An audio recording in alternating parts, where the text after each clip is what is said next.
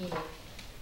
공수처 도입과 관련해서 소장님께서 보고를 간략히 해주셨는데요. 업무 보고 현황의 내용을 보면은 조금 입장을 파악하기가 조금 모호한 것 같습니다. 공수처 도입에 대한 국회의 논의 결과를 국민의 뜻으로 알고 존중하겠다는 취지는 일면 태도의 문제인 것으로 보이고 그것은 입장과는 조금 달라 보입니다.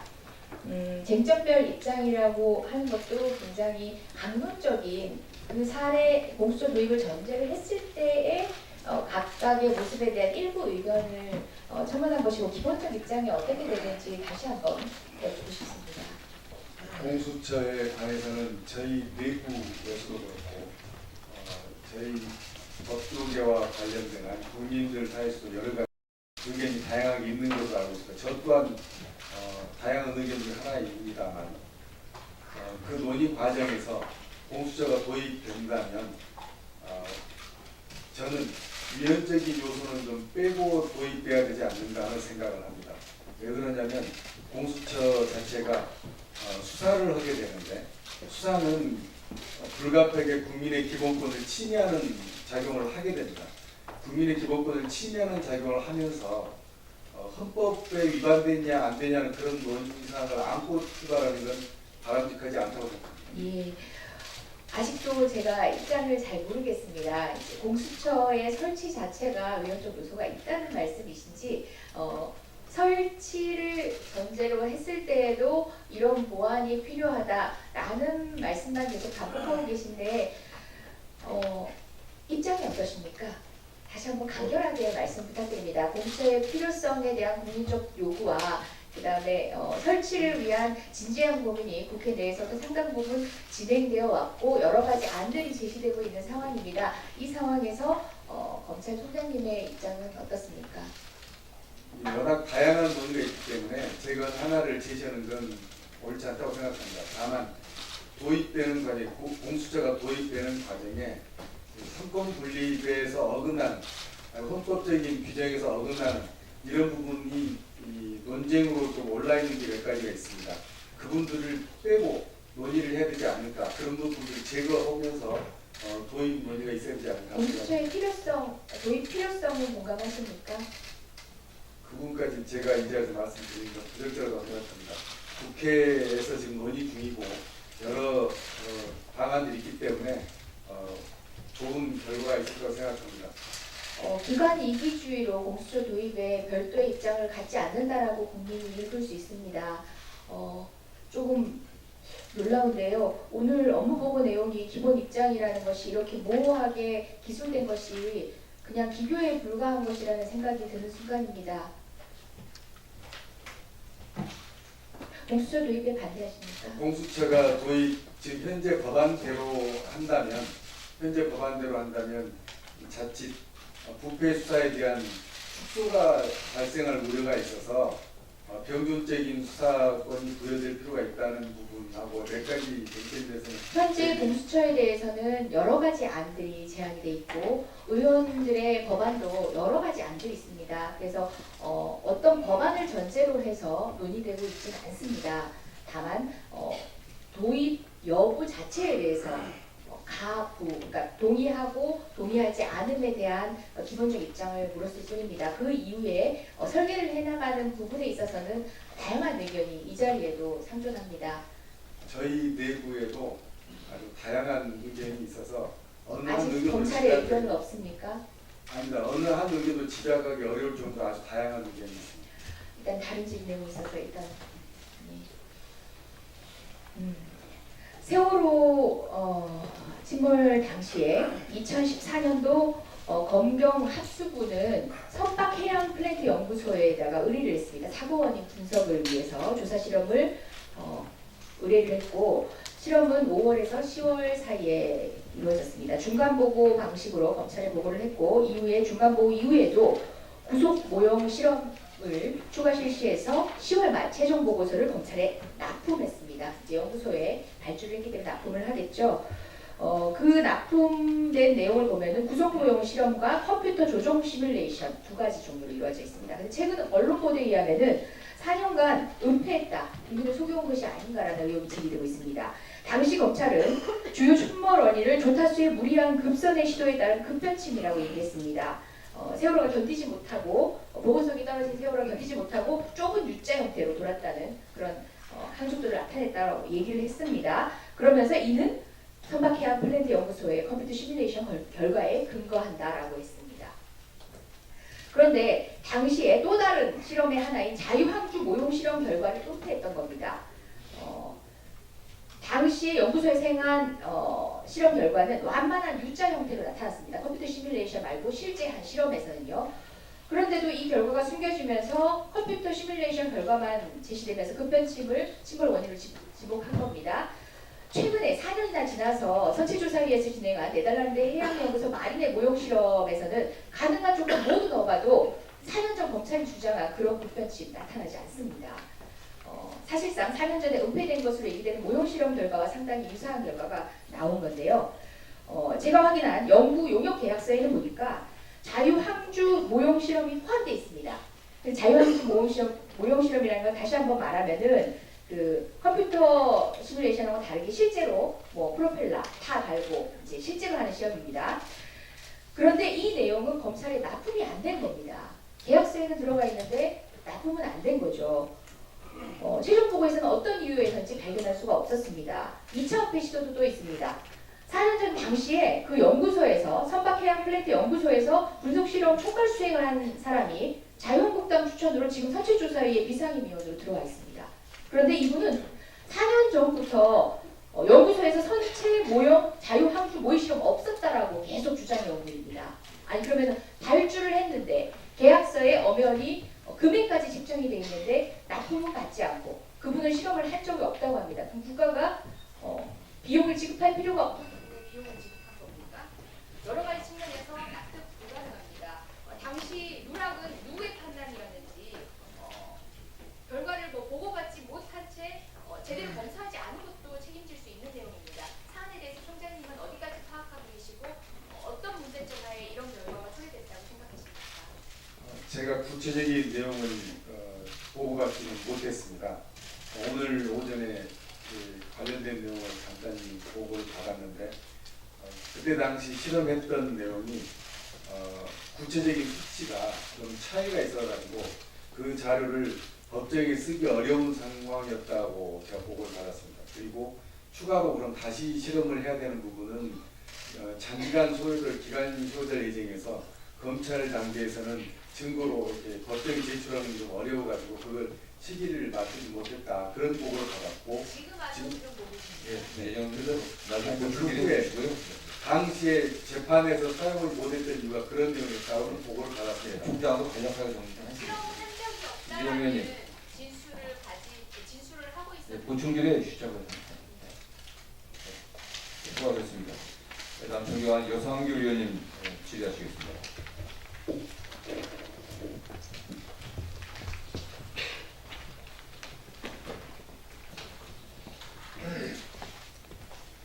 예, 총장님 수고 많습니다.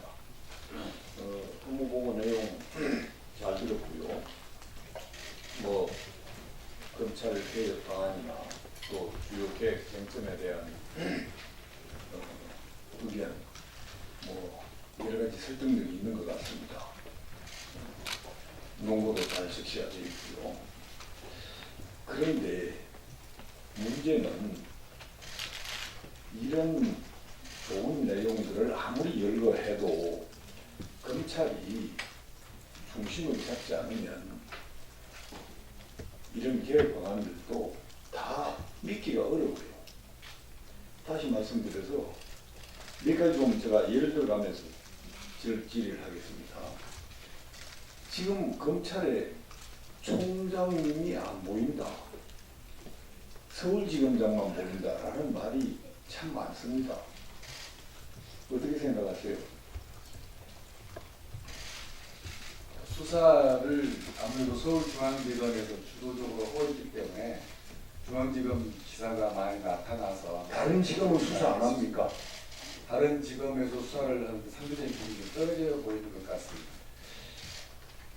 그게 대통령 하명 사건만 서울지검에서 수사를 하고 그 대부분이 정치적 중립을 해치는 수사 내용들입니다. 그런 것들이 국민 눈에 보이고 그러면 검찰이 제대로 된 기관이고 정치적 중립을 지키고 있다 이렇게 이야기할 수 있겠습니까? 총장님이 중심을 잡아야 됩니다. 그리고 그런 아무리 차원의 하명 사건이라도 정치적 중립을 해치는 그런 사건은 검찰에서 과감히 수사를 하지 말아야 할 경우도 분명히 있어야 되고요. 그런 판단에 총장님이 중심에 서야 된다라는 말씀을 드리겠습니다. 그리고 우리 존경하는 이재정 의원께서 공수처에 대해서 얘기를 했는데요. 공수처 어떻게 생각하세요? 좀 약간 이 보고 내용은 좀 애매하기는 해요. 근데 제가 직접 말씀드릴게요. 자꾸 수사기관을 또 만들고 별개의 수사기관을 만들고 어떻습니까? 바람직합니까 이런 게? 공수처 논의가 본격화된 것에 대해서는 검찰의 수장으로서 참 송구스럽게 생각합니다. 그 지금 입법례도 없죠. 다른 나라에 외국에는 거의 없는 것으로 알고 있습니다. 제대로 된 나라들은 없습니다. 그리고 특정 국민을 수사하는 수사기관 어떻습니까? 특정 국민을 수사 대상으로 삼는 수사기관 이거 어떠세요? 특정 분야를 수사 대상으로 하는 기구는 있습니다만 그건 필요하겠죠. 특정 직군을 대상으로 하는 수사나 특정 인물군을 대상으로 하는 수사는 그 기구는 많지 않습니다. 이거 부끄러운 일입니다. 이런 기관이 자꾸 거론되는 것 자체를 저는 부끄럽게 생각해요. 그리고 특히 문재인 정부에서 공수처를 만들게 되면 거기 담당 검사들이 누가 될 것인가 이건 눈에 보여요. 지금 저 법무부에서 탈검찰화 주장해 왔죠. 왜 탈검찰화 합니까 법무부가? 검찰하고 관계없어요? 법무부와 검찰이 서로 견제 균형하는 그런 기관들입니까? 나는 법무부가 탈검찰화를 주장하는 것 자체도 이해가 안 돼요. 그리고 탈검찰화해서 거기 이 국장들 검찰에 복귀시키고 그 자리를 누가 차지했습니까? 자꾸 그렇게 검찰은 민변 또 법원은 우리법연구회 이런 사람들이 주요 보직을 받게 되고 차지한다면 말이죠. 그걸 어떻게 믿겠어요? 민변이나 우리법연구회가 몇 프로나 됩니까? 5% 10% 아니에요. 그럼 거기에 맞게 이런 자리에 배치를 하더라도 그런 정도만 배치를 해야죠. 뭐 민변이나 우리법연구회가 굉장히 우수한 사람들입니까? 그래서 문재인 정부에서 공수처를 도입한다면 문제가 될 수밖에 없다. 이렇게 우리는 보는 겁니다. 그리고 또 하나요. 검찰 과거사위원회 이거 필요합니까?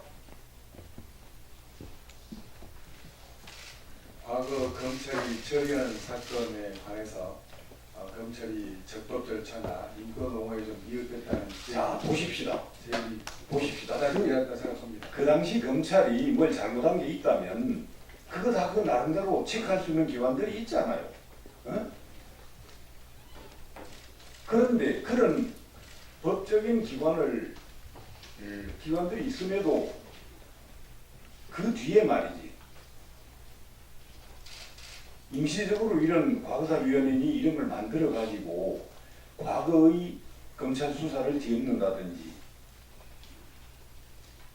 그 정상적입니까?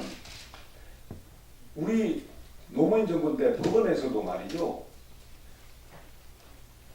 과거사위원회에서 주로 간첩 사건들 이런 것들만 조사를 해가지고 마음대로 뒤엎었어요. 1심, 2심, 3심 다 제대로 통과된 판결들이 뒤집혔습니다. 이게 정상이에요?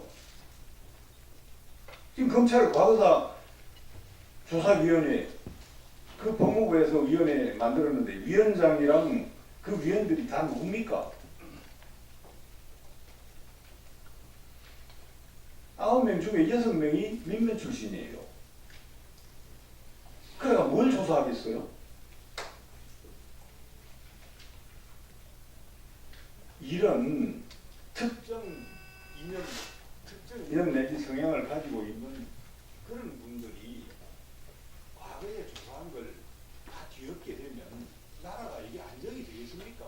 과거는 과거예요. 앞으로 일을 해야지. 과거 문제를 가지고 지금 검찰이 완전히 목을 매달다시피 실패하기 때문에 정치적 중립성을 의심받고 그래서 검찰이 어려운 지금 지경에 처해 있는 거예요. 네, 좀 총장님이 정리해 주시죠. 잘 중심을 잡아 주시기 바랍니다. 총장님께서 말씀하신 걸 유념해서 업무를 임하고 또 그런 방향으로 지도하도록 하겠습니다. 네, 여상규 의원님 수고하셨습니다. 네, 참고로 오전 질의는 존경하는 윤상집 의원님까지 하고 정연하도록 하겠습니다. 네, 다음은 존경하는 이철희 의원님 질의하시겠습니다. 네, 저는 뭐 법사에 나와서 잘 몰랐습니다만 총장님이 국회 이렇게 출사하신 14년 만이라고 그런데 맞습니까? 전례를 제가 찾아보지 못해가지고. 네. 저는 국회 출석이 나쁘지 않다고 보는 사람인데 어쨌든 관례에 비추어서 결단을 내리신 건데 검찰의 개혁 의지를 상징하는 것 같아서 저는 환영합니다. 잘하셨다고 말씀드리고 싶고요. 공소처돌과 관련해서 보고전에 적시되어 있는 내용에 대해서 저도 조금 명료하게 한번 질문을 드려보고 싶습니다. 저희 당은 야당에게 공수처장 추천권까지도 허용할 수 있다 이런 제한적인 입장을 갖고 있는데 여기 기재된 거 보면 제가 역지사지에 보면 충분히 이해됩니다. 검찰이 아니 뭐 공수처 도입하는데 환영합니다 이럴 수는 저는 없을 거라고 생각합니다. 또 검찰의 수장이신데 더더욱이 저는 그럴 거라고 보는데 그런 고뇌가 좀 묻어 있다고 봐요. 그러나 지금 여기 헌법 정신을 존중하는 부분 또 하나는 수사권을 병존하는 것을 전제로 하면 뭐 흔쾌히 찬성할 수는 없잖아. 불가피하게 수용할 수 있다. 이런 정도의 뜻인 것 같은데 제 해석이 맞습니까? 공수처 도입 여부에 대해서는 국회에서 논의를 하고 있기 때문에 입법화가 되면 저희들이 존중하고 수용을 해야 한다고 생각합니다. 네, 뭐 입법상은 국회에게 입법권이 있으니까 당연한 말씀이시고 국회에서 입법이 되면 행정부처를 존중하는 게 맞는 당연한 말씀이신데 저는 불가피하지만 수용하겠다라는 정신을 갖고 계신 걸로 지금 답변에도 그런 뜻이 읽혀서 좀 진전이 있다 이렇게 생각합니다. 그런 자세를 좀 유지해 주시는 말씀 제가 드리고 싶어서 이 질문 꺼냈습니다.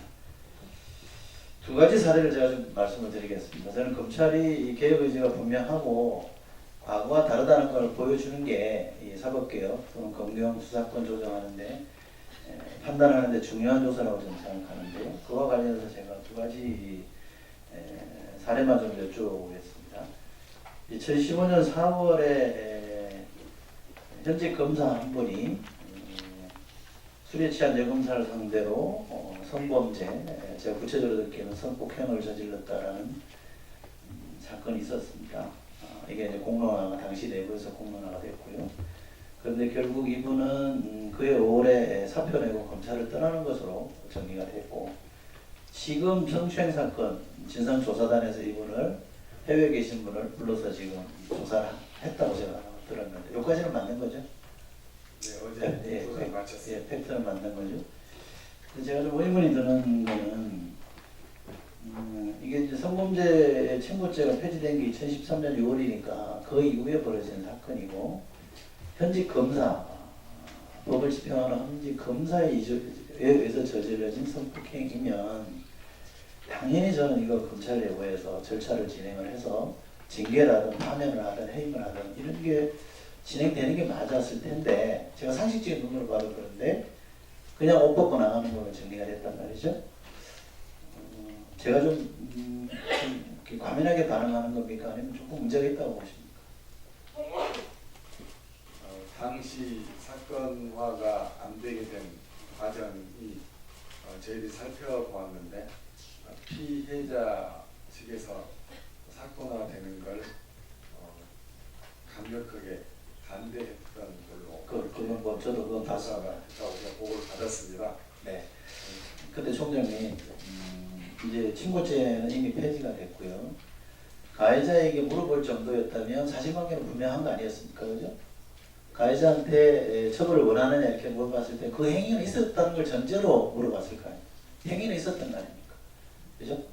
뭔지는 모르지만 뭐 성범죄는 있었던 거란 말이죠. 그거를 검찰이 인지를 했단 말입니다.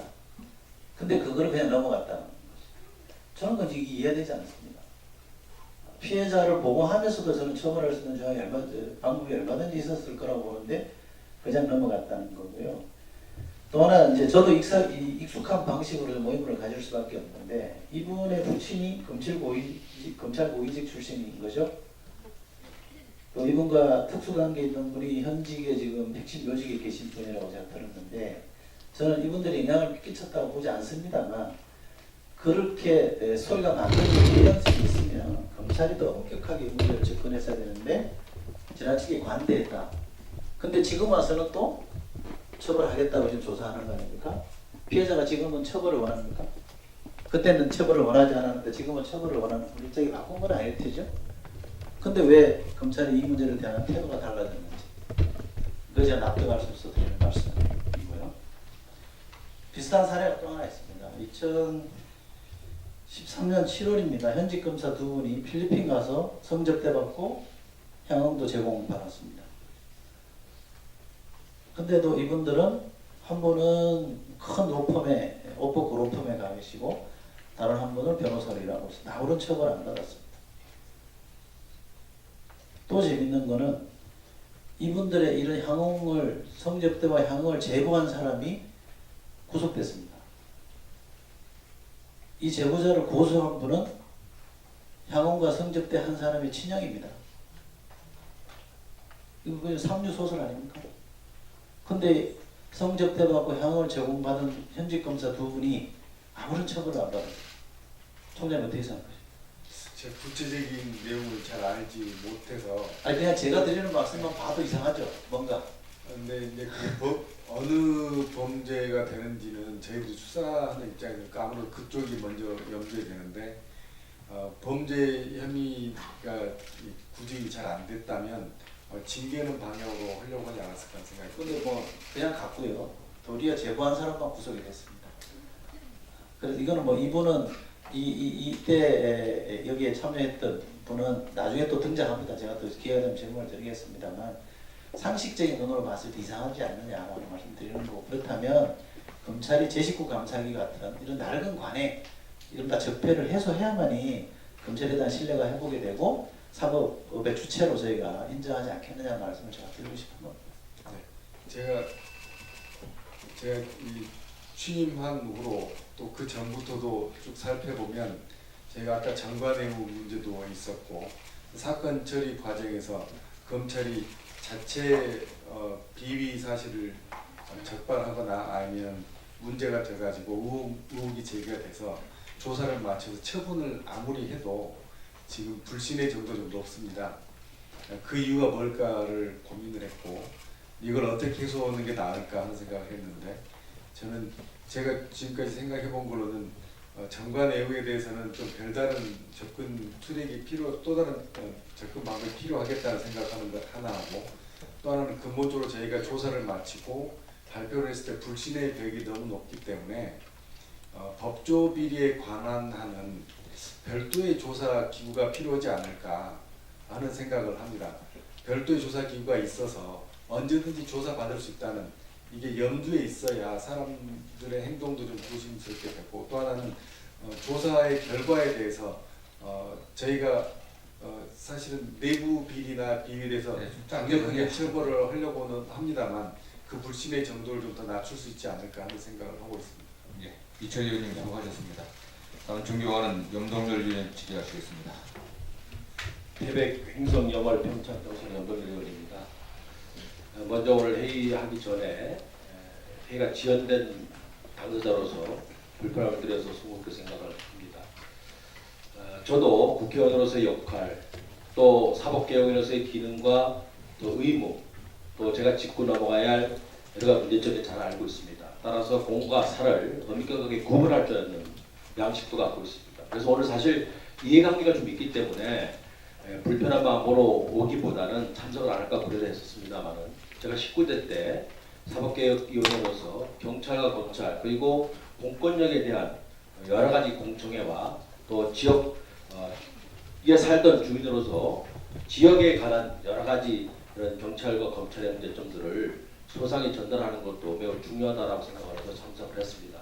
공과사 구분해서 질의를 드릴 테니까 불편하게 생각하지 마시고 답변해 주시면 고맙겠습니다.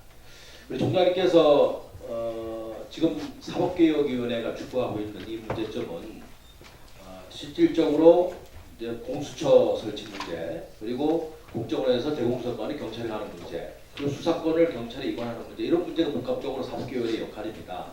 근데 우리 검찰의 지금 문제점은 수사권을 경찰에 넘겨주냐 아니냐는 문제가 실질적으로 현재 핫 이슈가 아니겠습니까? 그렇죠.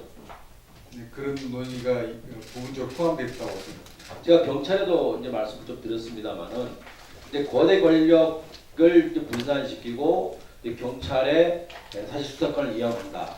그렇게 된다고 한다면 실질적으로 국민을 위한 공권력이나 국민에 대한 민생에 대한 서비스가 아닌 오히려 기관과 기관의 충돌 또 갈등 이것을 이어진다고 한다면 오히려 국민에게 엄청난 불편함을 줄 수 있다는 것이 제가 지난번 경찰 청장에게 말씀을 드렸던 내용이요. 똑같은 내용을 총장님에게 드리면서 몇 가지 묻겠습니다. 즉 권한 분산을 한다고 그랬지 않습니까? 그 이유를 우리 총장님께서 검찰의 권한 분산은 그동안에 거대 권력을 갖고 있는 검찰이다. 그래서 과잉 수사를 했다라는 말씀을 이렇게 법무부가 하셨고, 두 번째로 정치의 중립성을 가지고 이제 문제점이 있을 것이다. 그리고 수사의 공정성, 그리고 인권 옹호 기관으로서의 그 역할을 다하지 못했다는 세 가지 점을 말씀을 주셨어요. 이거 외에 경찰에게 수사권이 넘겨가서는 일어날 수 있는 문제점이 뭐가 있다고 생각하십니까? 지금 우리나라 경찰 제도는 전 세계에 유례가 없는 제도입니다. 국가 경찰 단일 통치 체계로 이루어진 경찰 제도는 대한민국밖에 없습니다. 현대 민주국가 중에서 경찰제의 원형이라고 할 수 있는 자치경찰제를 시행하지 않고 있는 유일한 나라입니다. 그러한 국가 단일 통치 시스템을 갖고 있는데 더해서 정보 기능까지 가지고 있습니다. 정보 기능이 확장되다 보니까 지금은 동향 정보니 정책 정보니 하는 그런 기능까지 확장되어 가고 있습니다. 이게 큰 문제입니다. 오늘 신문에도 보도됐고 최근에 국정원 조사에서도 문제가 됐듯이 동향 정보나 정책 정보나 이런 정보들은 사실은 사찰 정보 성격을 강하게 가지고 있을 수밖에 없습니다. 이러한 분리, 정보가 경찰로부터 분리돼야 되는 문제, 그 다음에 지방자치경찰제가 시행돼야 하는 문제, 이런 문제를 선행하지 않고 수사권을 일방적으로 수사사법통제에서 벗어나게 한다면 국가적으로 큰 폐해가 올 것이 당연합니다. 불을 보듯 뻔합니다. 이런 문제를 먼저 해결해야만 그 다음에 수사권에 대해서 어떻게 분배를 배분을 하는 게 맞는지, 사법통제를 어느 정도로 약화시키는 게 맞는지 이런 논의가 가능하다고 생각합니다. 지난번 경찰청장에 대한 말씀을 제가 드렸어요. 거대 이런 경찰의 지금 조직하에 수사권까지 가게 되면 실제 지금 말씀하셨던 검찰에서 가지고 있는 그 폐해가 경찰에서 더욱 우리 국민들에게 깊숙이 침투하고 있는 경찰 조직을 통해서 일어날 수 있다는 염려를 한다. 그런 우려를 한다 이렇게 말씀을 드렸어요. 그런데 경찰이든 검찰이든 이게 공권력이라고 중요하다고 생각하는 건 뭐냐면 이 공권력이 불공정하게 부당하게 이루어진다고 한다면 실제 국민들은 굉장한 자괴감을 느낄 것이다. 그리고 어떤 한계를 느낄 것이다. 그래서 그것이 곧 우리 어떤 희망과 또 공정한 사회를 바라보는 눈이 만약에 달라진다고 한다면 굉장히 삶이 피폐할 것이다 라고 하는 이러한 연결고리까지 갈 수 있는 아주 중요한 문제가 공권력이다 이렇게 좀 보고 있고요. 또 우리 지적하셨듯이 정치 검찰로 정치에 만약에 이렇게 가깝게 있다고 한다면 실제로 그것은 여야 대결 구도에 있어서 정권을 잡는 데 있어서도 매우 중요한 요소입니다. 사법부를 진다고 하는 것은 여야 갈등의 시작이고 어떻게 보면 반복의 단초기 때문에 매우 중요하다. 바로 이 정치 검찰은 실질적으로 정치를 서로 불리하게 만들고 정치를 혼란하게 만들고 또 그 혼란은 경제를 혼란하게 만들고 그 경제가 혼란하면 결국은 국민들이 민생이라든가 여러 가지 문제를 통해서 실제 어려움을 겪게 된다 하는 차원에서 저는 여러 가지 정부 구조가 있습니다만은 이 공권력에 대한 정당성과 그리고 어떤 부담감이 있다고 한다면 굉장히 국민에게 삶에 있어서의 영향을 미치는 것이 공권력이다 이렇게 생각을 합니다. 그렇다고 한다면 지금 말씀하셨듯이 검찰이 가지고 있는 수사권을 가지고 있음으로 인해서 여러 가지 폐해가 있다고 저는 봅니다. 수사권과 기소권을 같이 갖고 있고 그리고 수사 개시에서부터 종결까지 영장 청구라든가 검사의 수사 지휘권이라든가 그 다음에 여러 가지 기소권까지 갖고 있다고 한다면 한 몸에 갖고 있는 거 아니겠습니까? 그러면 독립적인 사법 기관의 우리 검사가 자기 나름대로 디자인하고 설계하는 수사대로 갈 수가 있다. 종결하고 싶으면 종결하고 과잉수사하고 싶으면 과잉하고 그리고 이것을 부당하면서도 실질적으로 어떤 감정에 의해서 또 어떤 조종 세력에 의해서 얼마든지 혼자 디자인하고 설계하고 끝낼 수가 있다. 이런 패단이 있어요. 여기에 대해서 우리 총장님 어떻게 생각하십니까? 위원님께서 말씀하신 내용에 제가 거의 전적으로 동감입니다. 지금 우리 검찰이 권한이 세다고 보여지는 가장 큰 이유도 워낙 경찰과 법원이 강력하게 국가 단일 시스템으로 되어 있기 때문에 검찰 또한 국가 단일 시스템으로 되어 있고 검찰이 상대적으로 다른 나라에 비해서 많은 권한을 가지고 있습니다. 그건 인정하지 않을 수 없습니다. 하지만 지금 상황에서 지금 저희가 이렇게 너무 많은 걸 가지고 있는 상황에서 어떻게 자기 절제를 할 수 있느냐 이 문제는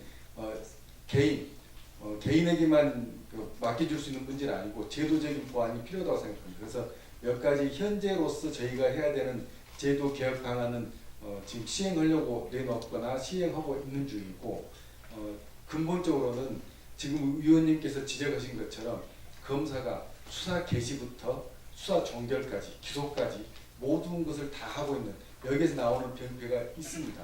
그런 부분을 저희가 어떻게 조절을 할 것인지는 저희도 또 나름대로 내부적으로 토의를 하겠지만 하나 더는 수사 부분에서 저희가 너무 많이 하고 있는 직접 수사를 상당 부분 축소시켜야 된다는 생각을 하고 이 축소된 수사조차도 수사가 진행되는 도중에는 끊임없이 견제를 받아야 되고 수사가 이루어진 다음에는 반드시 책임을 물을 수 있는 그런 구조가 형성돼야 한다고 생각합니다.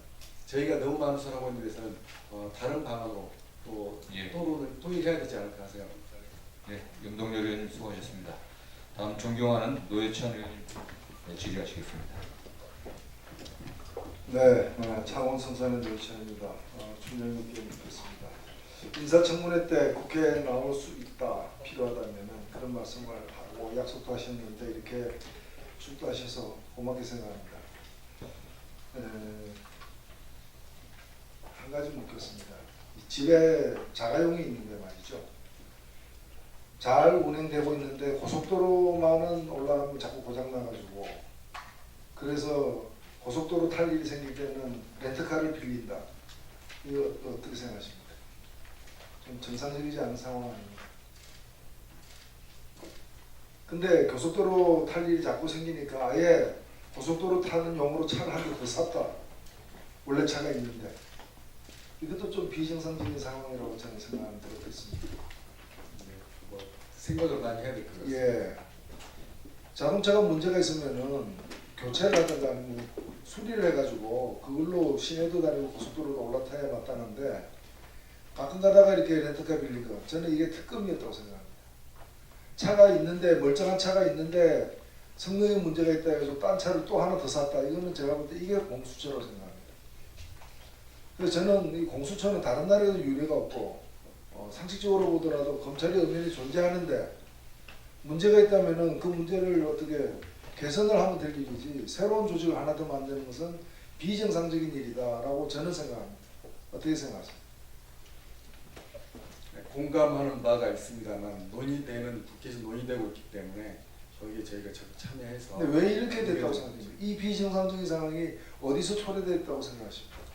제가 취임 인사청문회도 말씀드렸지만 공수처 논의가 제기되게 된 그 과정에 대해서 대단히 송구스럽게 생각합니다. 알겠습니다. 사실 이 유례없는 일이 발생하게 된 것은 저는 전적으로 검찰 책임이라고 생각합니다. 이 비정상적인 해법에 대해서 다수 국민이 지지하고 있는 것도 찬성하고 있는 것도 사실 비정상입니다. 근데 실제 그 공수처가 생길 수밖에 없다. 이 비정상적인 공수처가 생겨야만 하겠다라는 걸 입증하고 있는 것도 저는 검찰이고 과거의 검찰만이 아니라 지금의 검찰도 크게 다르지 않다라고 봅니다. 최근에 지금 제가 오늘 질문을 하려고 하는 검찰 성추행 사건, 그 다음에 강원랜드 채용 비리 사건, 그 다음에 최모 변호사 사건, 이런 사건에서 보면 검찰이 다 수사 잘 하다가도 검찰 고위 간부가 관련돼 있거나 전직 검찰 출신이 관련돼 있거나 국회의원이 관련돼 있거나 이러면 수사가 정상적이지가 않습니다. 제가 구체적으로 묻겠습니다. 1월 31일 날 검찰 성추행 사건 진상규명과 관련된 이 조사단이 출범을 했죠. 45일 지났습니다. 안태근 전 검찰국장 신병 처리 어떻게 하실 생각입니까? 수사단에서 수사를 성실하게 하고 있는 것으로 보고받고 있습니다. 3월 초에 검찰총장에게 수사경과 보고했죠. 지금 일주일에 한 번씩 수사경과 보고하고 예. 있습니다. 보도되기로는 안 전 검사장에 대해서 구속수사 의견이 조사단 내부에서 다수인데 총장께서 수사를 좀 보완할 것을 지시했다는 그런 보도가 있었습니다. 사실입니까? 보고를 받았습니다. 구속 여부에 대해서 논의했는지는 제가 명확히 기억이 않는데 신병철 관련해서 지시를 한 바 없습니까? 그 부분까지는 아직 논의를 안 하고 있습니다. 다만 조사 내용을 듣고 구속 요건 사실에 좀 집중해서 조사를 더 보완 조사를 하는 게 좋겠다 예. 하는 내용을 말했고, 그러니까 지금까지 구속 요건, 조사 결과는 좀 부족하다고 보시는 거죠. 구속 요건에 집중해서 조사를 할 필요가 있다고 생각합니다. 근데 45일씩 조사하고도 부족합니다. 다른 사건도 조사를 많이 하고 있습니다. 가장 우선적으로 집중해서 조사해야 될 피의자가 누굽니까? 그 사안에도 조사 내용이 많이 있습니다. 인사 관련된 부분도 있고 사무감사 관련된 부분도 있고 이래가지고 조사할 내용이 제법 있습니다. 최교일 의원에 대해서는 어떻게 지금 어떤 신분입니까? 참고인 신분입니까? 지금 사실관계 조사를 하는데 주변 상황을 진술해 줄 수 있는 분 정도로 제가 보고받고 있습니다. 불러서 조사한 바 있습니까? 소환 조사는 아직 이루어지지 않은 걸로 알고 있습니다. 서면 조사하고 있습니다. 조사를 추진하고 있는 걸로 보고받았습니다. 어떤 조사를 할 계획이십니까? 지금 수사단에서 적합한 방법을 찾고 있습니다. 2차 가외 관련해 가지고 이 서 검사가 문제 제기를 하고 있죠. 최근에 그런 보도를 봤습니다. 아직 보고를 받지 못했습니다. 그 당시 검찰과장이 이게 성희롱 성추행과 관련된 사실관계를 얘기를 하고 또 인사 문제까지 영향을 미치는 것 같다고 다 얘기를 했는데 이 제보를 받은 당시 면담을 했던 검찰과장이 이걸 외국에서 보고한 걸 알고 계십니까? 그래서 성추행 사실과 관련돼서는 들은 사실을 갖다가 감추고 인사상의 문제 제기를 한 것으로만 보고를 한 거 아십니까? 법무부에서 보고가 이루어진 과정에 대해서는 제가 잘 알지 못하지만 그걸 왜 모르십니까? 그게 핵심인데요.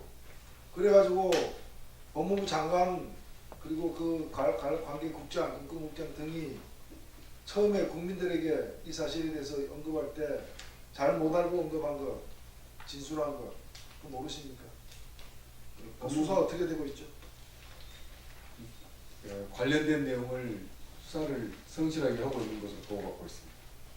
얼마 전에 강원도 그 강원랜드 사건과 관련해 가지고 현직 국회의원 두 사람에 대한 압수수색이 있었죠. 네, 그렇습니다. 예. 그 두 분의 신분은 뭡니까? 피의자 신분입니까? 제가 구체적인 수사 내용을 일체 보고를 받지 않기로 했기 때문에 정확한 내용은 알지 못하지만 제가 보고받은 거로 최초에 보고받았던 거는 피고발인 신분으로 제가 누군가 피고발인입니까? 피고발인 신분으로 제가 알고 있습니다. 한 분은 피의자 신분으로 보도가 됐는데 총장께서는 누군가 피고발인 정도라고 알고 계십니까? 피고발인이 형사소송법적으로는 피의자로 그럼 지금 분류해요. 피의자라는 뜻으로 그렇게 말씀하시는데 피고발인. 고발? 저희 통상 말할 때 피고발인이라고 표현해요. 아니 피고발인이 항상 그대로 피의자입니까? 그렇지 않잖아요. 형사소송법적으로는 아니 고발되는 피의자로. 순간 당연히 피의자가 되는 겁니다. 네. 그렇습니까? 그럼 그렇게 지금 되어 있- 권순동 의원도 피의자 신분이라고 보면 됩니까? 네, 이제 정리해 주시죠. 예, 나중에 추가로 지금. 네, 여차 의원님 수고하셨습니다. 이 총장과의 직 답변을 통해 갖고 총장이나 검찰의 입장을 확인하고 또 동료원들이 현안에 대해서 어떠한 견해를 갖고 있는지를 확인하는 게 이 자리인데 속하고 여당 의원들이 좀 한 분도 안 계십니다. 위원장께서 매우 유감스럽다는 말씀드리고 자리에 참석해야만 검찰의 입장이 어떠한지 또 동료 의원들의 견해가 어떤지 확인해 갖고 향후 법안 심사에서 심도 있고 좀 집중된 논의를 하고 더 나아가서 여야 간에 합의점을 도출할 수 있습니다.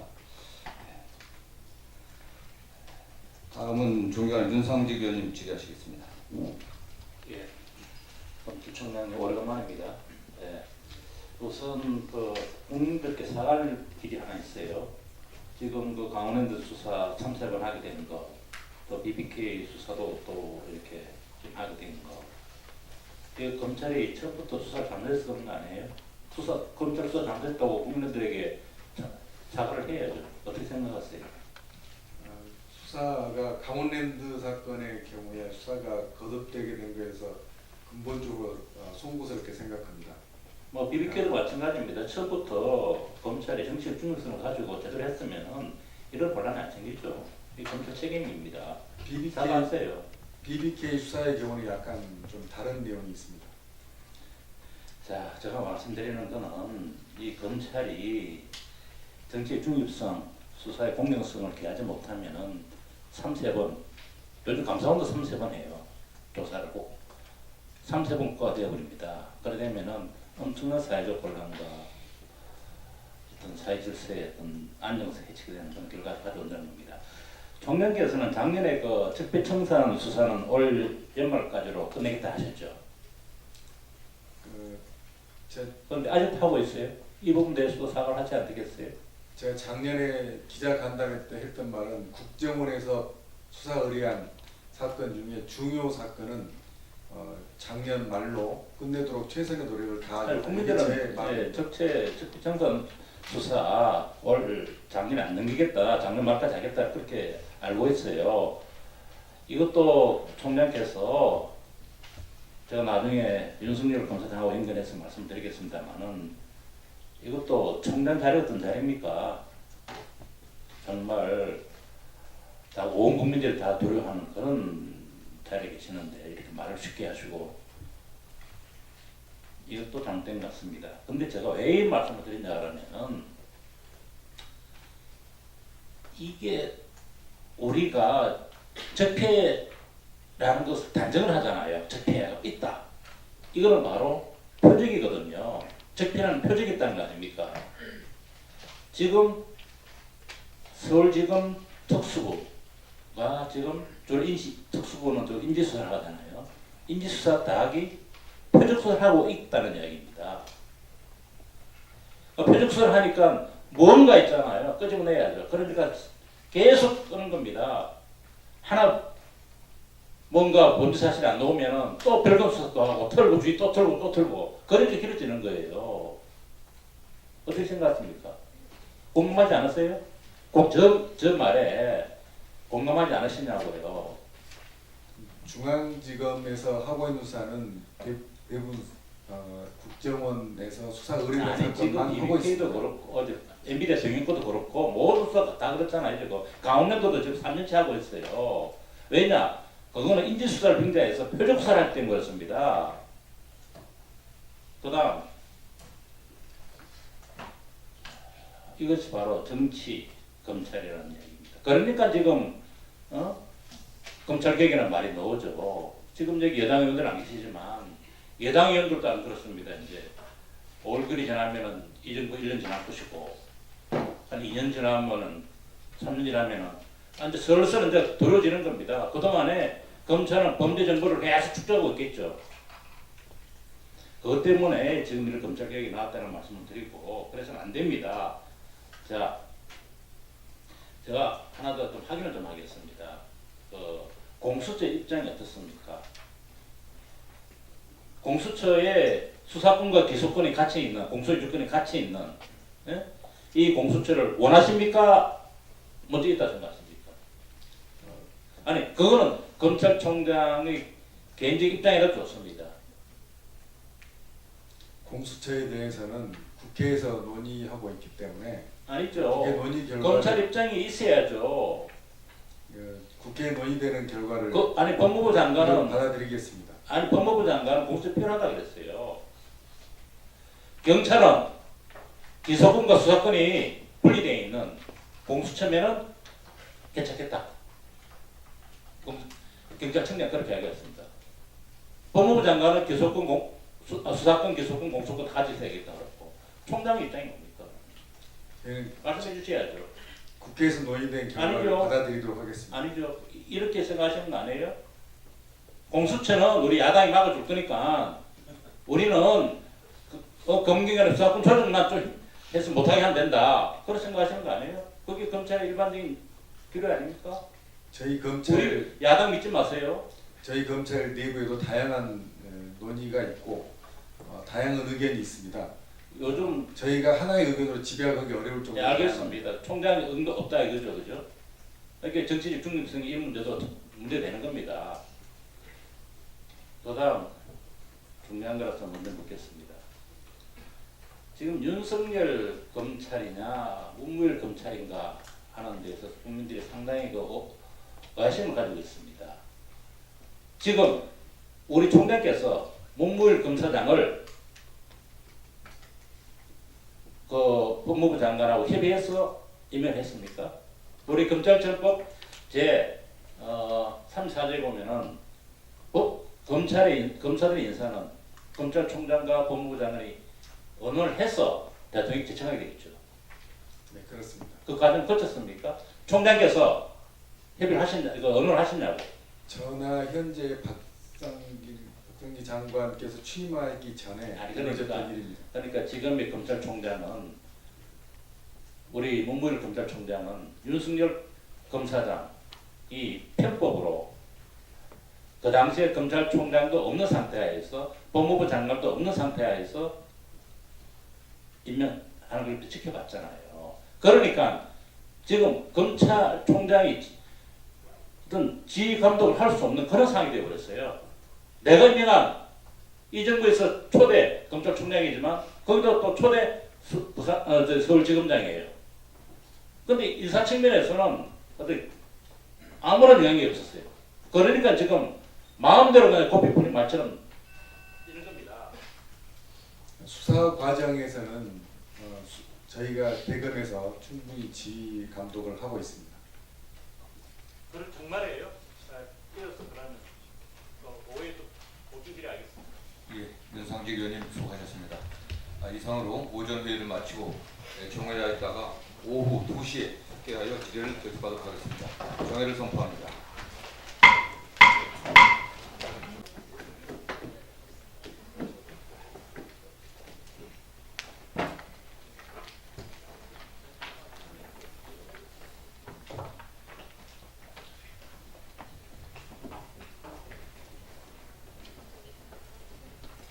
회의를 속개하겠습니다. 네, 오전 질의에 이어 오후 첫 질의는 존경하는 조응천 의원님께서 하시겠습니다.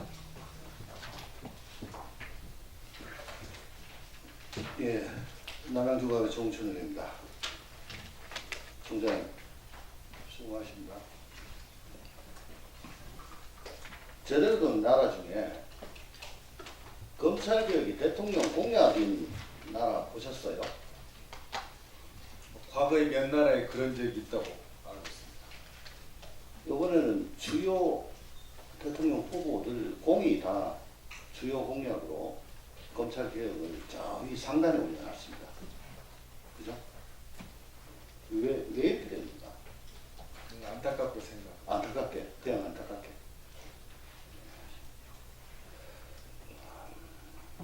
그냥 희한한 일입니다. 검찰개혁이 이게 무슨 정치적인 사안도 아니고 국민들 먹고 사는데 지장이 있는 것도 아닌데 이게 공약 제일 상단에 차지한다는 거. 하나 좀 여쭙게 아까 오전에 존경하는 노회찬 의원 아마 질의하실 때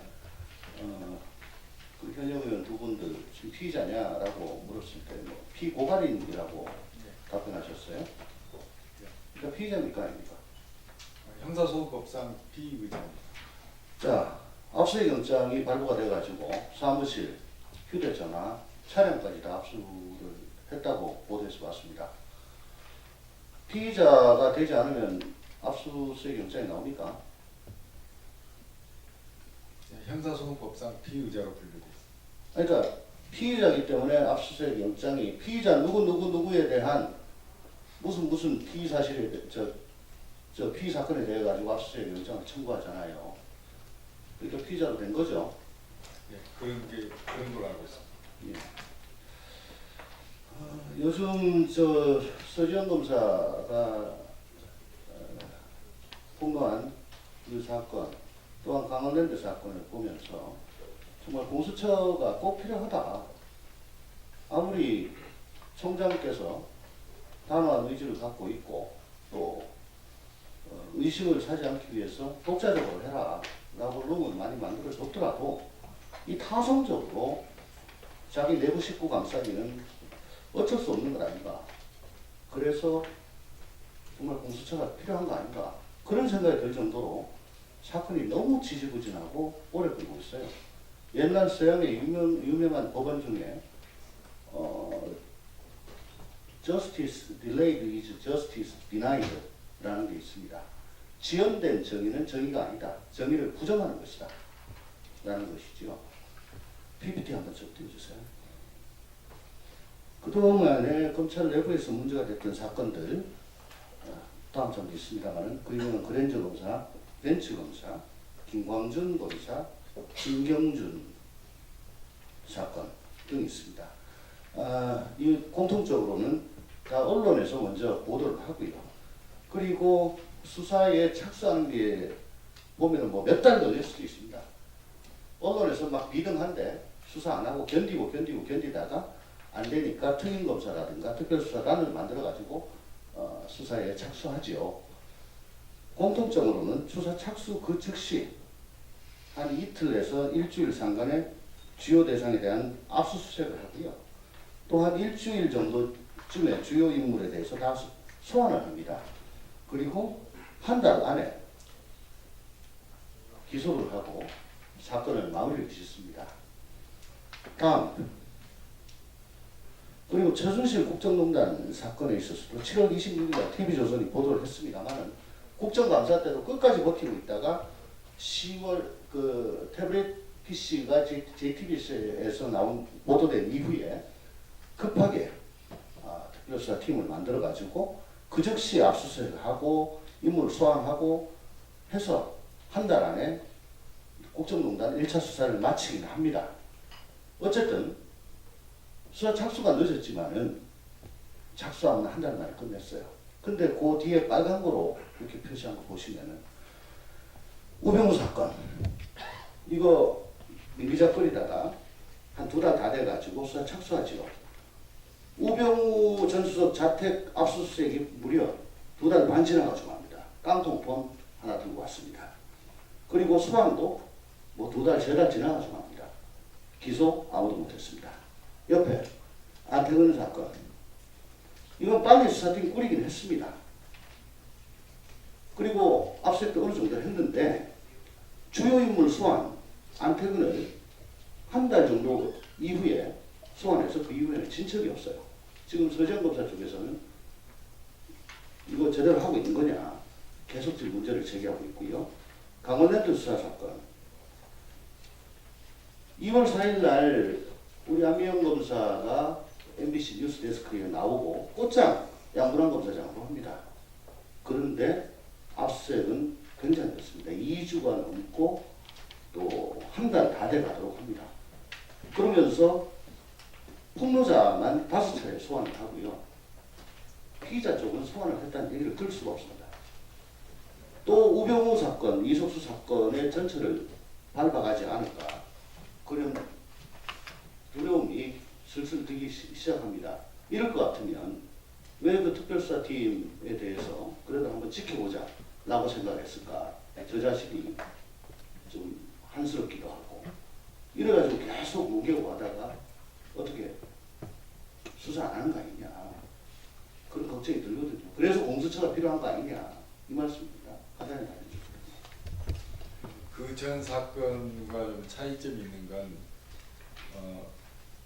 안태근 성추행 수사라고 제목이 붙어있는 동부지검에 있는 성추행 사건 수사팀하고 독립수사를 하고 있는 강원랜드 수사팀의 경우에는 수사할 내용이 단일하지 않고 좀 여러 가지 일을 하고 있기 때문에 아마 자료 정리하고 수사사항 정리하는 시간이 걸리지 않았을까 싶습니다.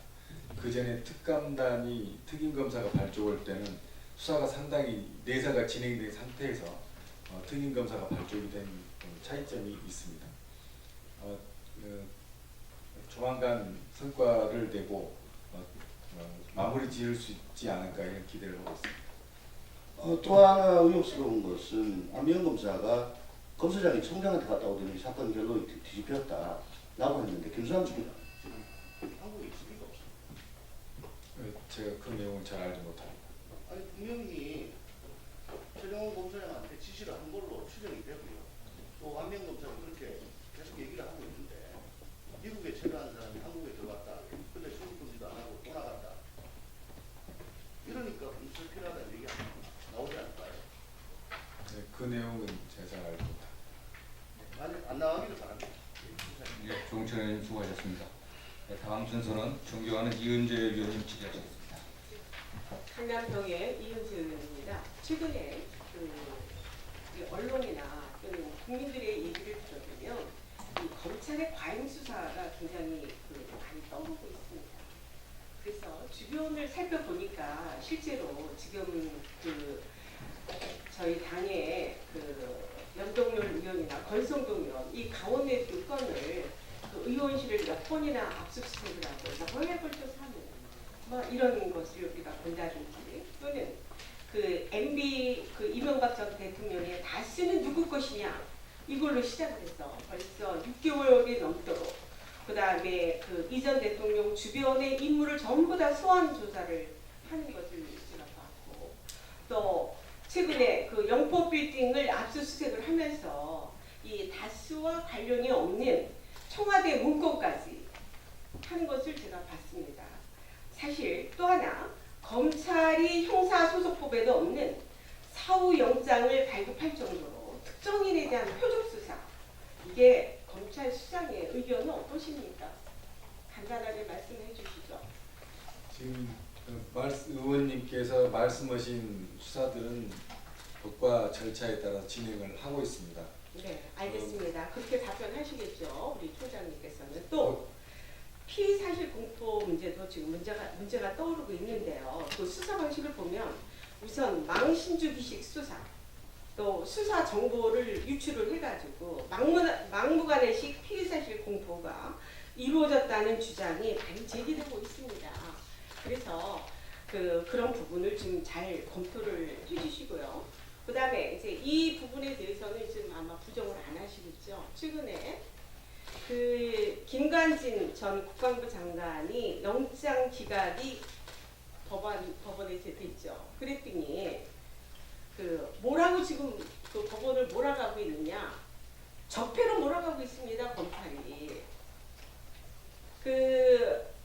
이제 구속영장이 이제 서울중앙지법에서 이제 기각이 된 건 알고 계시죠? 네, 알고 네, 있습니다. 그랬더니 이 검찰이 뭐라고 말을 했습니까? 영장 판사의 결정을 지극히 비상식적이고 사안의 진상을 전혀 이해하지 못한 결정이다. 그 다음에 구속 영장을 기각한 것은 국민의 법 감정을 무시한 도저히 납득할 수 없는 결정이다. 이러면서 법원을 엄청 비난을 했습니다. 맞죠? 네, 그 내용을 보고를 받았습니다. 네, 그러시죠.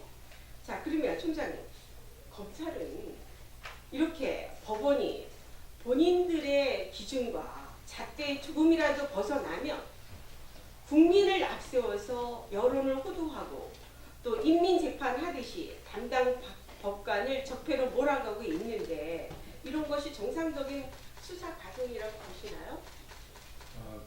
표현이 영장이 기각되어서 수사의 차질이 빚어질까봐 좀 영장 기각 자체에 불만이 좀 과하게 표현된 면이 없지 않습니다. 그 점에 대해서는 제가 수시로 법률적인 표현에 한정할 것을 요구를 했고 또 지시를 하기도 하였습니다. 앞으로 더 좋아지지 않을까 하는 생각입니다.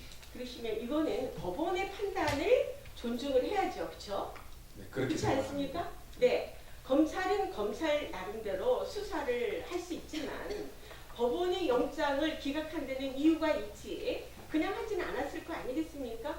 그러니까 법원의 의견은 존중하지 않고 전부 다 적폐로 지금 검찰은 몰아가고 있습니다. 지금 검찰이 완전히 우리나라의 무소불위의 권력을 지금 자행하고 있는 겁니다. 그래서 이런 부분에 대해서는 국민들 앞에 반성하시고 또 우리 모든 법조인들에게도 많은 교육을 시키신다든지 그런 것이 필요합니다. 하시겠습니까, 총장님? 저희가 법원의 영장 기각한 데에 대해서 불만을 제기하고 있는 수차례 있었던 걸로 기억을 합니다. 법원의 영장 기각에 관해서 저희들 나름대로 불만이 있고 또 그 관련해서는 법적인 다툼의 절차가 필요하다고 생각되는데 그 마련되지 않고 있어서 좀 안타깝습니다. 마찬가지로 아마 사법경찰도 검찰이 영장을 기각한 경우에는 불만을 표하는 걸로 제가 알고 있습니다. 그러한 경우에도 사법경찰에게도 그러한 불만을 해소할 수 있는 방법을 마련해 줄 필요가 있다고 생각합니다. 그거는 그런데 지금 이번 부분에 대해서 제가 질의를 드렸습니다. 다음번으로 넘어가겠습니다. 우선 지금 이제 하신 말씀하고 이어서 법원에 대해서 과도한 비판이 사법체계 전반을 흔드는 것은 물론 사건의 실체를 밝히기보단 결론을 정해두고 질주하는 검찰의 모습에 국민들이 어떻게 생각하느냐, 짝맞추기 수사 또는 먼지털이식 수사라는 비판을 받고 있는 것도 알고 계실 겁니다. 또 검찰은 매 정권마다 정치 권력의 종속이 돼서 정권의 칼잡이 노릇을 자처해 왔던 것이 사실입니다. 그런 검찰이 국민법 감정을 운운할 자격이 있다고 보십니까? 저희가 수사를 할 때는 법과 절차에 따라서 수사를 하려고 최선의 노력을 다합니다. 네, 항상 법과 원칙에 따라서 하신다고 하지만 그렇게 지금 보지 않는 게 국민들의 시각입니다. 그래서 문제가 되는 거죠.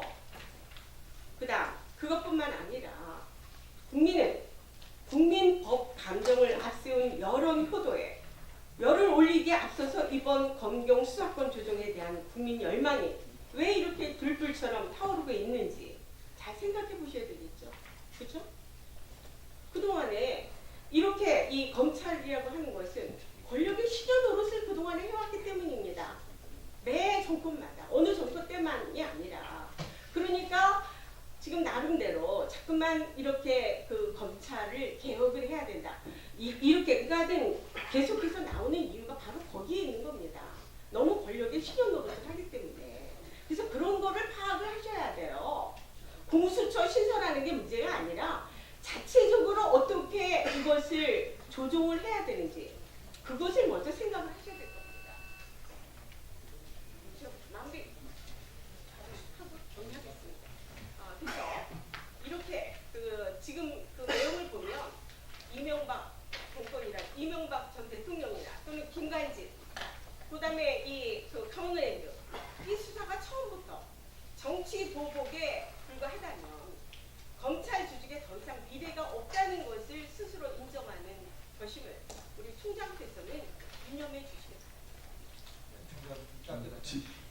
말씀하신 부분은 저희 검찰이 정치적 중립이나 수사의 공정에 의문을 드는 행동이 있었다는 점을 지적하시는 걸로 알고 저희가 더욱 노력해서 그러한 점이 생기지 않도록 제도 개선이나 내부 업무 방식을 개선하는 데 최선의 노력을 다하겠습니다. 이은재 의원님 수고하셨습니다. 다음 존경하는 진선미 의원님 질의하시겠습니다.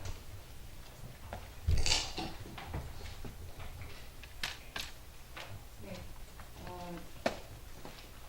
지난 2012년부터 지금까지를 돌아보면 사실 권력기관의 여러 가지 권한 남용, 사실 왜곡 이런 부분들이 너무나 많은 문제가 있었고 그 과정에서 오히려 그런 것들을 덮기 위해서 여당에서 야당 의원을 고소하는 상황이 있었습니다. 그럼에도 불구하고 그것을 문제 삼으며 본인이 옳다고 해도 남들이 의혹을 갖는다라고까지 말을 하면서 국정원 대선 개입 국정조사 특위에서 2명의 위원을 내몰았습니다. 저는 그것 때문이 아니라 기본적으로 사법개혁이라는 것에 특수한 의미가 있다는 생각입니다. 어느 조직에서 또 다른 조직과 권한의 재배치가 있고 그렇다고 하면 각각의 조직이 가지는 본인들의 요구가 있을 겁니다. 그런 부분들에 대해서 피의자의 신분 또는 수사를 받는 강제 수사를 받는 입장에서 그 부분들을 어느 정도나 객관적으로 얘기할 수 있을까라는 문제 제기는 당연하기 때문입니다. 오히려 그래서 그런 문제들에 대해서 한 번쯤 생각해 보시라 회의록을 읽어드린 겁니다. 그래서 저는 오늘 이 자리에서 검찰청의 대표이신 우리 검찰총장님과 다른 검찰청의 주요 조직을 맡은 분들이 이 자리에 오셨는데 사실은 그 사건을 돌아다 보면 참으로 많은 의미가 있다고 생각하고 스스로들 그런 생각들을 하시리라 믿습니다. 그러나 그 정면에 서 있었고 그 과정 속에서 피고인 전문 변호사라는 전문 의원이라는 스스로 이름까지 걸 정도로 고발까지 당하고 그랬는데 그 과정 속에서 돌아보면 정무적 판단을 기관들이 하는 거 전 그게 문제라고 생각합니다. 정치적 판단을 왜 검찰기관이나 검찰이나 경찰이나 국정원이나 이런 데서 하는가. 물론 그것이 분리되기가 쉽지는 않다고 하지만 적어도 혐의가 발생되면 그것에 대해서 그냥 하면 되는 거죠. 저는 그런 부분들이 지금까지의 우리 모두의 많은 사람들의 신뢰를 상실하게 되는 아주 주요한 계기다 이런 생각을 해봅니다. 저 또한 제 스스로가 중립을 지키고 있나 또는 균형을 갖고 있나 이런 생각합니다. 조금 전에 제가 문제 제기했던 그 위원님에게도 개인적으로는 안타깝고 빨리 혐의에서 벗어나시면 좋겠다라는 생각합니다만 그래도 오늘 이 자리에는 적합하지 않았다라는 생각 계속 유지합니다. 검찰청 총장님, 검찰은 사법부입니까 행정부입니까? 사법작용을 하는데 행정부에 속해 있다고 생각합니다. 그렇습니다. 행정부인데 사법작용을 하고 있는 거죠. 그러면 그 행정부 사법작용을 하고 있는 행정부가 사법작용을 제대로 하기 위해서 꼭 보직상으로 높은 대우를 받아야만 하는가요? 업무 내용과 대우는 복합 일치하는 건 아니라서. 그렇습니다. 저는 이게 좀 정말 납득하기가 어렵습니다. 현재 경찰청에서 차관대우 받는 직급이 몇 명이신가요? 44명 맞죠? 검찰에서 차관급 대우를. 현재 저희가 행정 직제상 차관으로 되어 있는 자리는 법무차관. 차관급 제가 차관급이라고 지금 저희가 통칭하고 있는 게 검사장 자리가 차관급으로 분류를 하고 있는데 저희들 전부 어느 정도 차관으로 보는 게 맞습니다. 제 질문을 아시면서도 그렇게 말씀하시는데 제가 말씀드린 건 자, 그럼 차관급 애우라고 돼 있지 않습니다. 제가 그러면 그 부분들은 이렇게 말씀드리겠습니다. 지금 차관급으로 되지는 않지만 차관급의 대우에 부합하는 대우를 받고 있다는 말씀입니다. 그래서 지금 현재 행정안전부에도 차관 예우를 받는 보직은 딱 2명이고요. 경찰청은 경찰청장 1분입니다. 그런데 검찰은 44개의 검사장급이라는 보직을 만들어서 거의 이 모든 분들이 차관급의 대우를 받습니다. 그래서 실제로 법무부의 한 국의 검찰국장이 차관 대우를 받기 때문에 각 부처 국장 회의에 국장이 나가는 걸로 아십니까? 법무 실무 관행은 잘 알지 못합니다. 그렇습니다. 뭐 총장님은 잘 모르실 수 있는데 법무부에서 그러니까 행정부 안에서 각 부처 국장 회의를 하면 법무부에는 국장이 차관 대우이기 때문에 본인이 격이 안 맞는다고 나가지 않으십니다. 그래서 국장 회의에는 과장이 나갑니다. 이게 맞는다고 생각하십니까? 실무 관행을 잘 알지 못하기 때문에 답변드리기 좀 어렵습니다. 검찰청 내 간부 비중이 얼마나 되냐면 실제로 부장검사 이상의 간부가 500명입니다. 검사 전체가 2,000명인데 4분의 1 정도가 부장검사급 간부입니다. 그럼 간부는 원래 직접 수사하시지 않죠? 꼭 하지 않는 건 아닙니다. 대부분 하지 않고 특별한 경우에만 하는 거겠죠. 그게 직무상 구분이 되어 있지는 않고 사건 배당을 받느냐 받지 않느냐에 달려 있습니다. 지금 이 부분들은 실제로 저는 특권 검찰의 개혁에서도 부당하게 주어지는 특권에 대해서 좀 더 자유로워야 된다고 생각합니다. 그런데 검찰은 실제로 보직이나 이런 걸 관리할 때 재판부를 사법부를 향해 있습니다. 사법부의 직급에 따라서 부당한 고등검찰청까지 만들어져 있고 그렇게 예우를 계속 사법부의 예우와 비교해서 항상 기준을 만들고 있거든요. 저는 그것이 오히려 사법작용은 사법작용인 거고 행정부이기 때문에 행정부에 부합하게 적합하게 어울리게 그 보직들을 조율해야 된다고 생각합니다. 어떻게 생각하십니까? 저희 나라가 이런 말씀 드려서 송구스럽지만 이제 대륙법계를 이어받아 가지고 형사사법 분야를 대륙법계 시스템을 만들어 놓은 결과이기 때문에 그렇게 보인다고 생각합니다. 영미법계 국가에서는 좀 다른 방식으로 규율을 하고 있는데 현재 우리가 주로 영미법계 그 국가가 영미 국가를 많이 방문을 해서 보는 방식이 좀 달라지지 않았나 생각이 듭니다. 예, 진성래 위원님 수고하셨습니다.